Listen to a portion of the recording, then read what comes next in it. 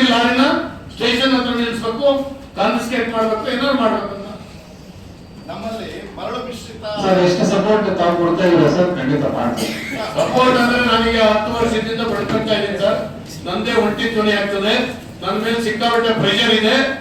ಮರಳು ಲಾಬಿಯವರು ಏನೇನ್ ಮಾಡ್ತಾರೆ ಅಂತ ಹೇಳಿದ್ರೆ ಹೇಳಕ್ಕಾಗುದಿಲ್ಲ. ನಾನೇ ಅನೇಕ ಸಲ ನಮ್ಮ ಸೀಸನ್ ನಲ್ಲಿ ರಸ್ತೆನಲ್ಲಿ ನಿಂತು ನಿಮ್ ಪೊಲೀಸ್ನವ್ರನ್ನ ಕರೆದು ಇಳಿಸಿ ಅವ್ನು ತಗೊಂಡೋಗಿ ವೇ ಬ್ರಿಡ್ಜಿಗೆ ತಗೊಂಡೋಗಿ ಇದು ಮಾಡಿಸಿದ್ವಿ.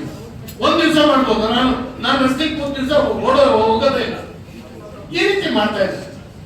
ಎಲ್ಲರೂ ಇನ್ವಾಲ್ವ್ ಹಾಕಿಬಿಡ್ತಾರೆ. ಏನ್ ಇದು ಅವಸ್ಥೆ ಏನು? ನಾವು ಕಣ್ಣಲ್ಲಿ ನೋಡಿ ಇರ್ಬೇಕು.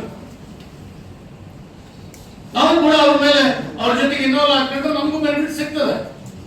ಚುನಾಯಿತ ಪ್ರತಿನಿಧಿಗಳು ಎಲ್ಲರೂ ಇನ್ವಾಲ್ವ್ ಹಾಕೊಂಡು ಇದನ್ನ ತಗೊಂಡೋಗಿ ಯಾರೋ ಕೆಲವರು ಶ್ರೀಮಂತರಾಗೋದು ಬೇಡ. ಮನೆ ಕಟ್ಟೋರಿಗೂ ಸಿಗೋದಿಲ್ಲ ಇದ್ರ ಬೆನಿಫಿಟ್. ನಾವೇನೋ ಹೇಳಿದ್ವಿ ವಿಧಾನಸಭೆಯಲ್ಲಿ ಕೂಡ ಚರ್ಚೆ ಬಂದಾಗ ಫ್ರೀ ಬಿಟ್ಬಿಡಿ. ಅದೇ